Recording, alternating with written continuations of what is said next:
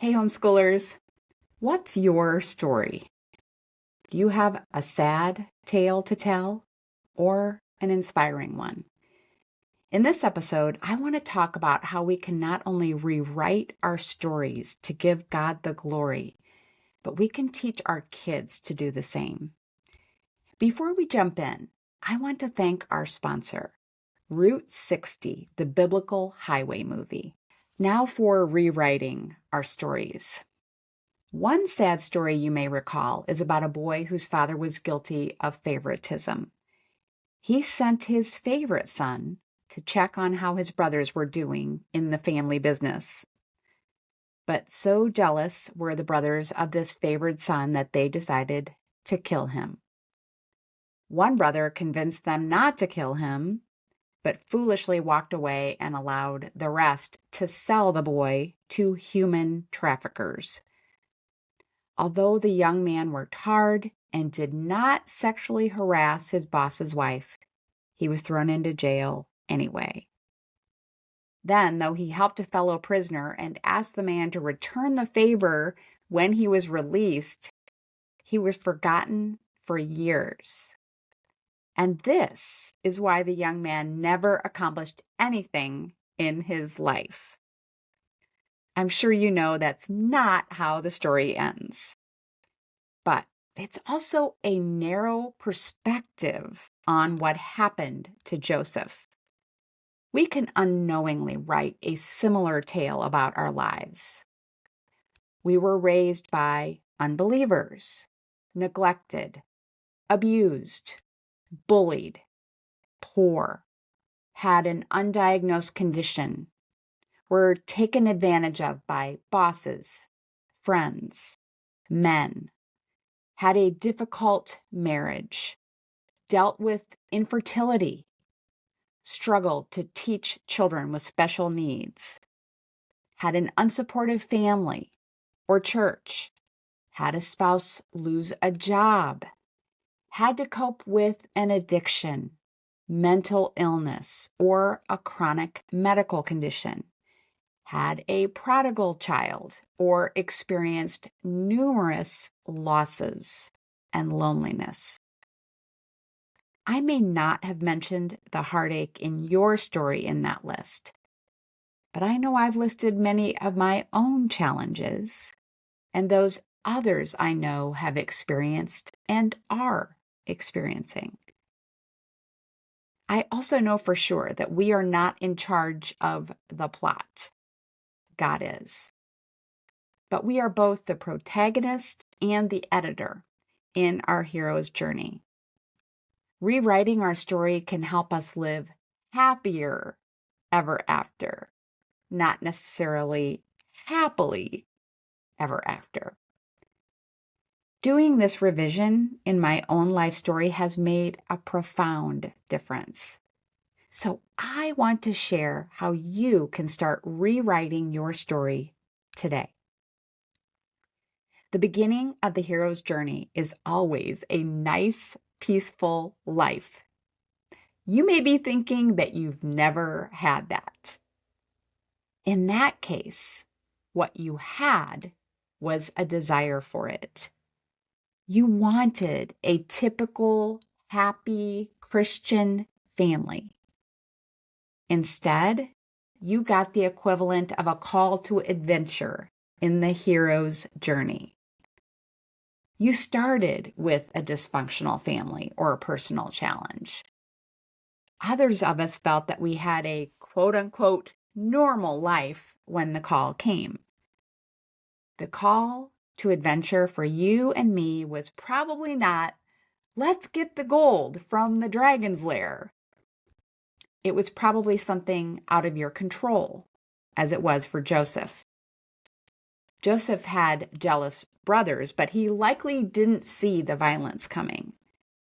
Otherwise, he wouldn't have made his dream of superiority public. When the call to adventure is a challenge that we don't want, we resist, we deny, we try to make it go away. We may get depressed when our efforts fail to change things. This is our refusal of the call. Joseph cried and begged his brothers not to sell him as a slave. But on an adventure he went, and so did we.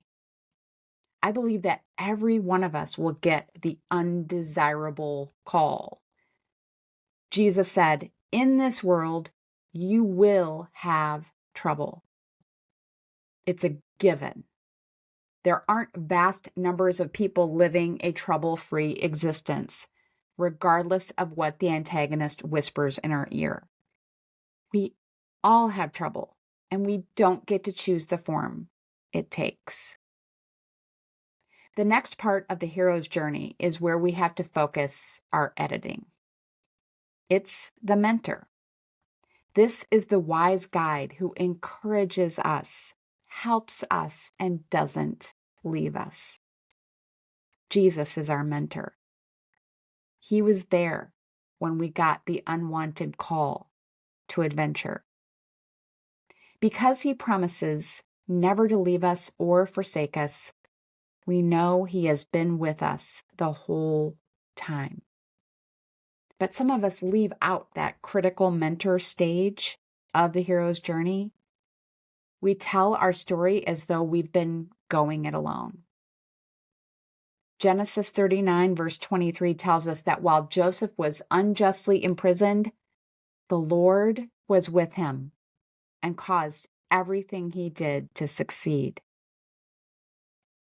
The next major aspect of the hero's journey we want to flesh out in our story is the ordeal. During this time, we develop allies and confront enemies. When we are on the journey, it's easy to become fixated on the enemies and the obstacles. We forget about our allies. Joseph's brothers, Potiphar's wife, and eventually Potiphar himself were enemies. But Joseph also had allies for the journey. Potiphar was initially an ally, as was the prison warden and finally Pharaoh. As we rewrite our stories, we want to recall that God provided us with people who helped us along the way, even if they didn't end up being our best friends. After the ordeal comes the return. When the hero returns, he is changed. Joseph had so grown in humility through his ordeal that he told Pharaoh only God could interpret his dream. He returned to a relationship with his brothers without taking revenge on them. Joseph's journey earned himself the reward of power, prestige, and being reunited with his family. But it also earned his descendants a double portion of inheritance in Israel. Perhaps the greatest result of a successful hero's journey is seeing God working good in it. In Exodus 50:20, we read Joseph saying, "You intended to harm me, but God intended it all for good. He brought me to this position so I could save the lives of many people." What strikes me about Joseph's statement is that he sees beyond himself and even beyond his family to what God was doing for his people. We can rewrite our return so that we see the same. 2 Corinthians 1:4 reads, "He comforts us in all our troubles so that we can comfort others. When they are troubled, we will be able to give them the same comfort God has given us." I refused many a call to adventure, but when I returned from the ordeal of them, I was able to speak and write about it and comfort others. I have grown in humility and faith as well. How have you grown? And how has God used your trouble and you to comfort others? This week, Discuss the hero's journey with respect to a book you've read, your own life, and your kids' experiences. Talk about how a change in perspective can help you live happier ever after. Thanks again to my sponsor for this episode, the Route 60 movie. To find a link to it and the show notes, visit homeschoolsanity.com/rewrite. Have a happy homeschool week.